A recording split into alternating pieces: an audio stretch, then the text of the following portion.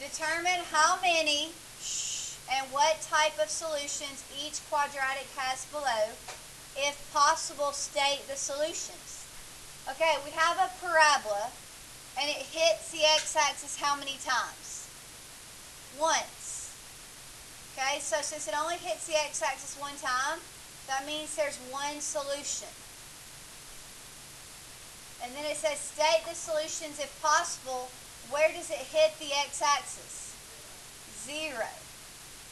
Okay, so number 2. How many solutions does the parabola number 2 have? 1. It only hits the x-axis one time, which is right there. And so where is that one time? 0. Okay, number 3. How many times does this parabola cross the x-axis? 2. So 2 solutions. And then it did say if possible to state them. We're just going to approximate. So that's why instead of equal signs, I'm going to put this for approximately. Okay, this one right here is closest to what whole number? Look at it again, this one. 0. Okay, it's closer to 0 than anything else. And then this intersection is closer to -2. Okay, number 4, how many solutions does it have? None.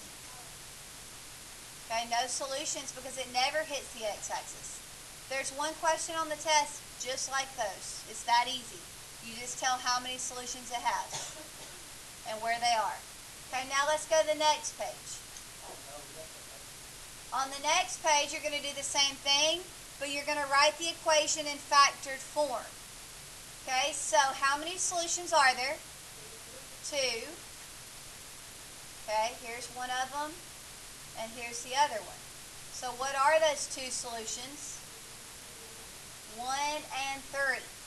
Now, when you're asked to write something in factored form, you do the opposite sign. So a positive 1 is actually a factor of x minus 1.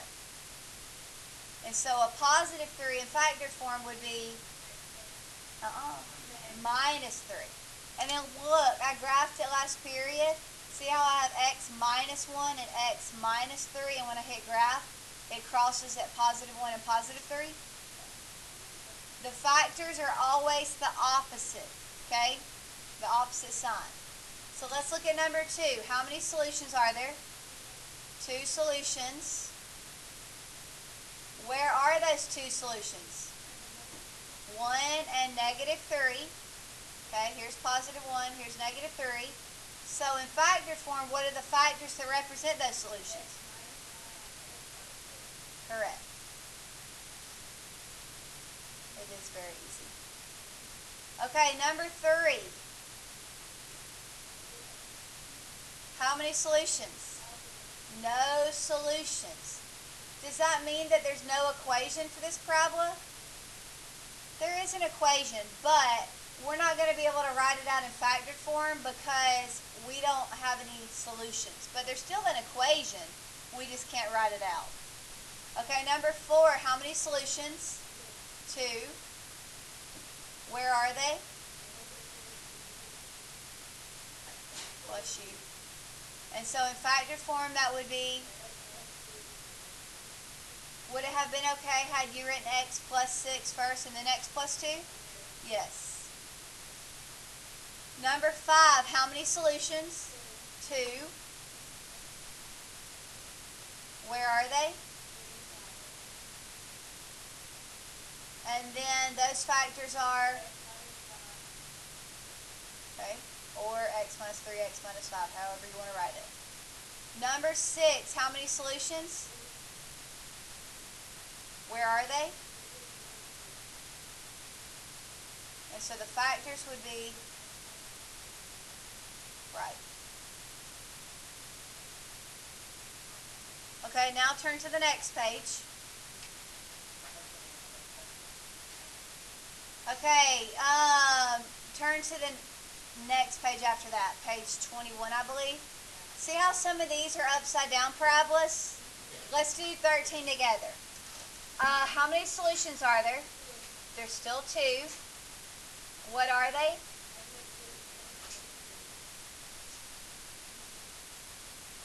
Okay, so in factored form that would be, okay, and then the only thing that you'll need to also put in this equation is a negative out front to show that it opens down. Okay, if it opens down, you need to put a negative out front. Okay, so for the next few minutes, you need to be working on this page and the previous page, pages 20 and 21. And then after that, we're going to go back and practice some of the stuff from last week, because that's what you really need to work on.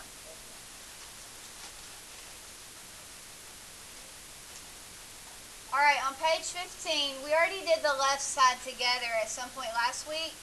Now we're going to work on the right side because we need more practice on this. Okay, if I'm trying to solve this with the quadratic formula, the first thing I need to make sure is that it's set equal to 0. Now, let me show you something though.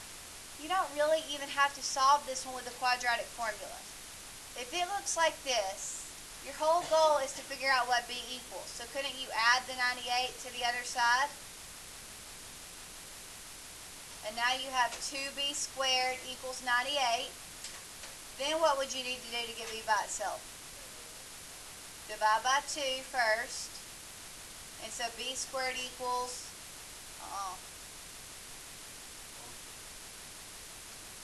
what's 98 divided by 2? 49.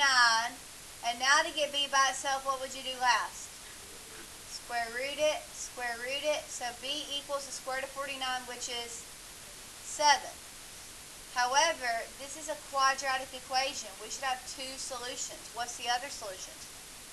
Negative 7. Anytime you're solving and you square root, you put a plus or minus on your answer. So one answer is a positive 7, one answer is a negative 7. Okay, number 14. You could also do quadratic formula to this one by saying the a is 1, b is 7, c is 10, and then just plug them in. Or you can just factor it, because that's one of those easy kind of factor. What numbers multiply to 10 and add to 7? 5 and 2. But remember, those are factored form. So the final solutions are actually what and what? Negative 5 and negative 2. Okay, watch me graph it. Y equals n squared minus 7n plus 10. See how it crosses at positive 2 and positive 5? Which, hold on, I put in the wrong thing. I was supposed to put in plus 7n. Y equals x squared plus 7x plus 10. And see how it crosses at a negative 2 and a negative 5? Which is why my solutions were negative 2 and negative 5. Okay, number 16. What do you think I could do first on it if I'm trying to get m by itself? Add the 24 to the other side. So now I have m squared equals 24. Now what would I do? Square root it to get this power of 2 away from the m. And so m equals the square root of 24. Is that a perfect square? What is the square root of 24?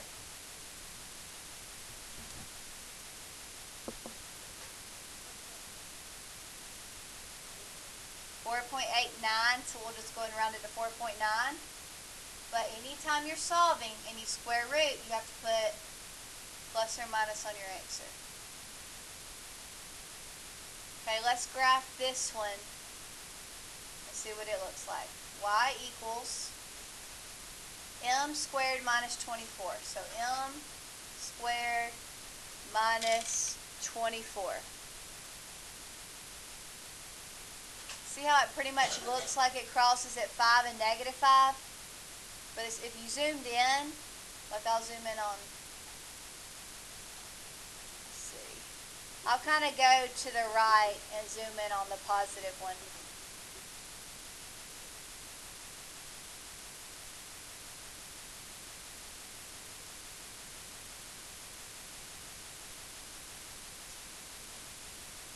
I didn't go far enough. Hold on. I'm just going to do it by changing the window instead of zooming. On the x-axis, I'm going to go to 6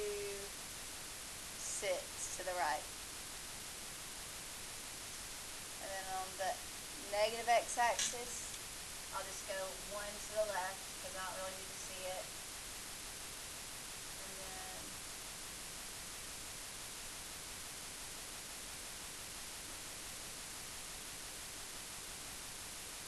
okay, see now how it's zoomed in over here, and it's not quite at 5, it's right before it. And it would be the same thing on this side, which is why your answers were 4.9 and negative 4.9. Okay, number 18. This is one where you're going to have to do the quadratic formula, okay, because you can't just simply add something over, or you can't just simply factor it like we did in question 14. So you're going to need to do quadratic formula. So what's the first step for quadratic formula? Well, after it's set equal to 0, then find A, B, and C. What is the A? What's the B? And the C?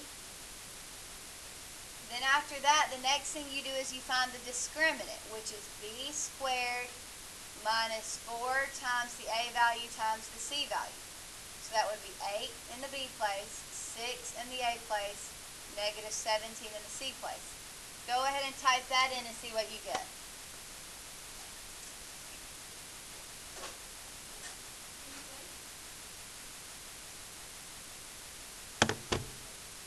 Okay, what does the discriminant of 472 mean? How many solutions?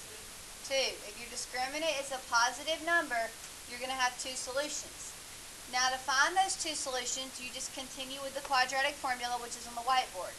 X equals negative b. Well, our b is 8. Plus or minus the square root of b squared minus 4ac, which we just found to be 472. All over 2 times the a value. What's the a value?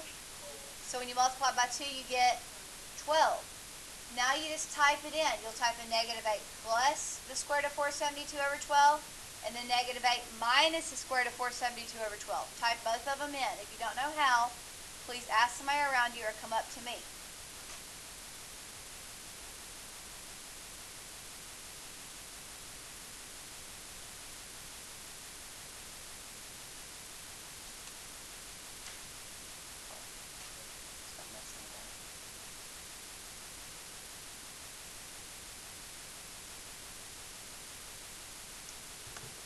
Remember, to set up the fraction, you do alpha y equals n over d.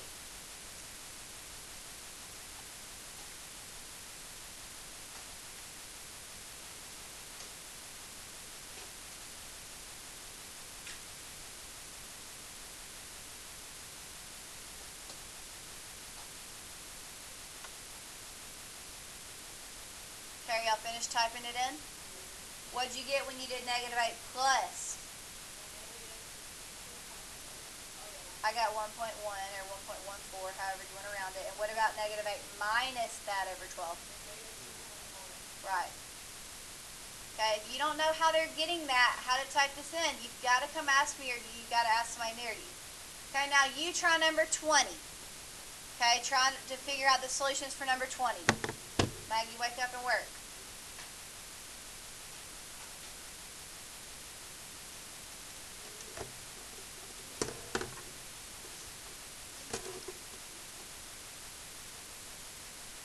Because after the 4 is a 7, so that would make that 4 a 5.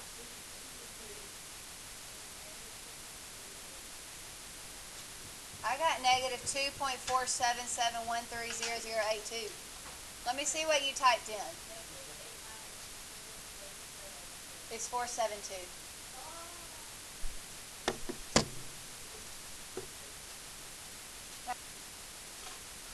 Okay, number 20. I can see that I can't factor this one. I mean, it's possible, but it's just a harder one to factor if it can be. So we're going to go straight to quadratic formula. It's set equal to 0, so I'm ready to identify the a, b, and c. What's the a? What's the b? And what's the c? So that'll be b squared minus 4ac. What goes in the b place? What goes in the a? Correct. A lot of people on the quiz were messing up right here. They had this written down correctly, but they obviously were not typing in parentheses. where they wrote them because they were getting the number wrong. What does that become when you type that in? Let me check it. Okay, let me say this again. A lot of people messed up right here, which messed up the whole final answer. They wrote it down in parentheses, but then for some reason this number was wrong every time, so they evidently weren't typing in the parentheses. You should get a 101. So now we have x equals negative b. Well, if your b is already a negative 11, what happens right there? Positive. Pay attention. Did you type in parentheses around the negative 11, the 5, and the 1? You have to. That's the most important part.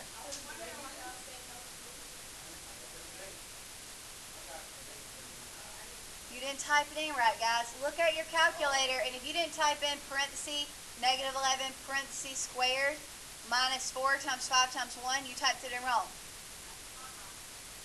Okay, so now let me just start over. That becomes a positive 11 out front because it was a negative 11.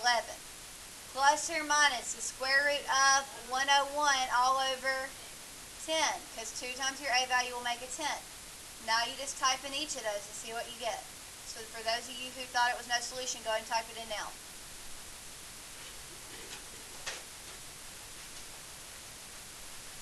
Okay, we did the left side last week, so now we're going to do the right side. Okay, you could do any of these by quadratic formula. Like A would be 10, B would be 20, C would be negative 80, and then you would just go through the process of quadratic formula. Or for these, you can factor, because look at this first number. Can't you divide every single one of those numbers by 10? Okay, so that means 10 can be factored out. When you factor it out, what trinomial is remaining?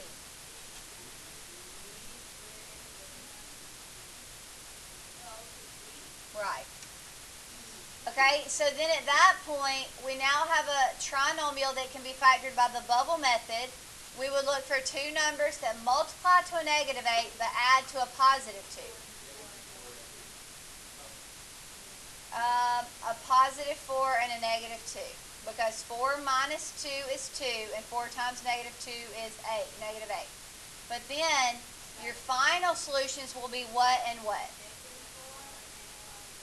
Right. Now, had you done quadratic formula and you did it all correctly, you would have ended up with those two answers. Okay, so work on this page now.